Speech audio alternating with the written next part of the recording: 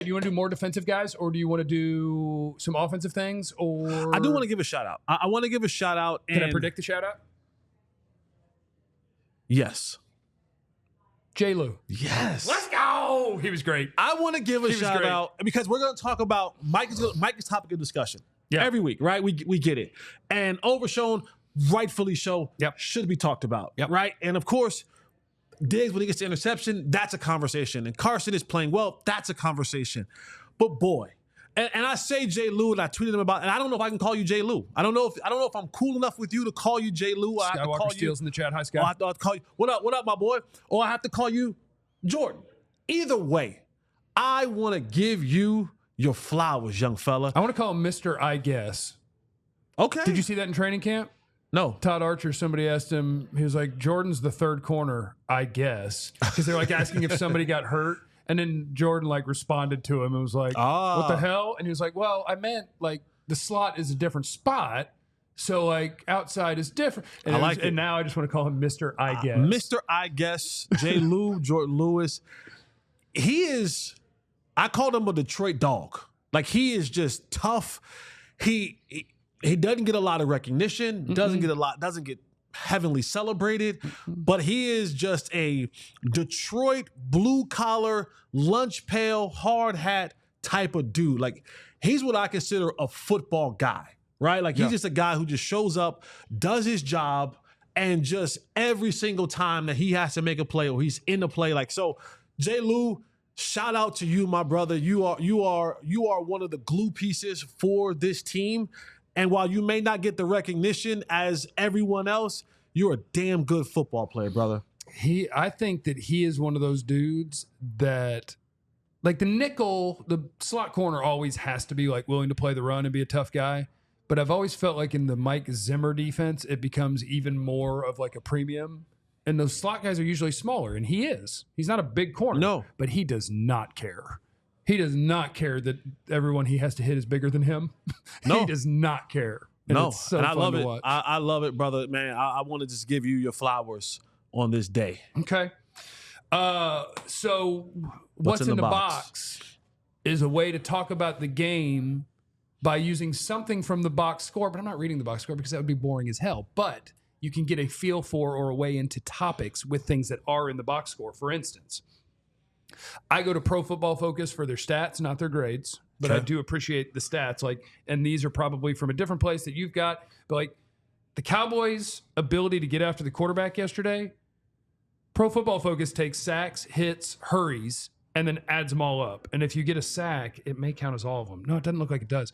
And they totaled the Cowboys at 40 different pressures on the quarterback between sacks, hitting the quarterback, hurrying the quarterback. 40. And they had how many total plays? 59, I think. I guess maybe you can get multiple pressures from multiple players on a play. But they had it credited, and I'll get the Browns numbers in a second to see how different it was. But like Micah Parsons, 11 pressures. Tank Lawrence, 7. Marshawn Nealon, 5. Osa, 4. Chauncey, 4. Kendricks, 3. Overshown, 2. Jordan Phillips, 2. Leofau, 1.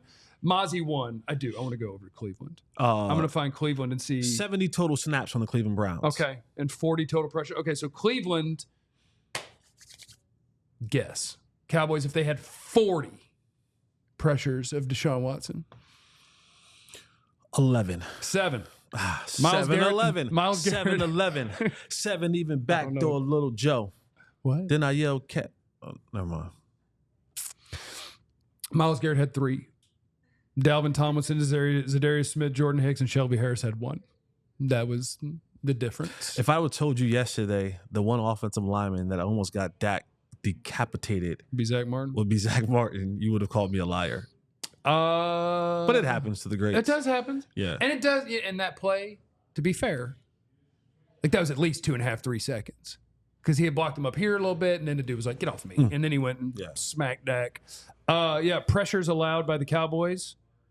Tyler Guyton, 2. Zack Martin, 2. Terrence Steele, 1. Cooper Beebe and Tyler Smith, 0.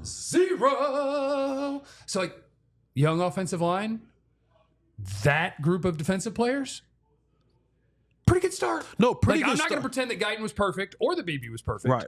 But I will take that start for a couple of rookies all day. And we have to give credit. We got to give credit to the combination of Freaky Mike, Brian Schottenheimer, and Mike Solari, because there were times in that game where they did so many different things to keep that defensive front off balance. They rolled out. They sent the chip block over there. They manipulated a lot of different things so that you just didn't give Dak. He wasn't the Statue of Liberty. He wasn't just standing there to be teed off on. And so with that, the ball was thrown short. The ball was thrown quick. The ball was thrown in the screen game. It was, had some deep shots. So there was a lot of different things that they did. So the combination of those three coaches coming together and say, hey, this is going to work best probably for these young offensive linemen to kind of continue to get those guys confident.